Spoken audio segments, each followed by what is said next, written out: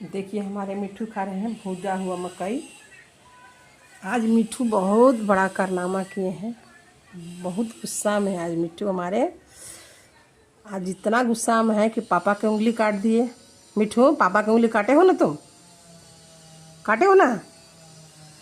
मिट्ठू को थोड़ा सा भी भूख लगेगा तो बहुत गुस्सा आता है, और गुस्सा में ये उंगली काट दी आज पापा के।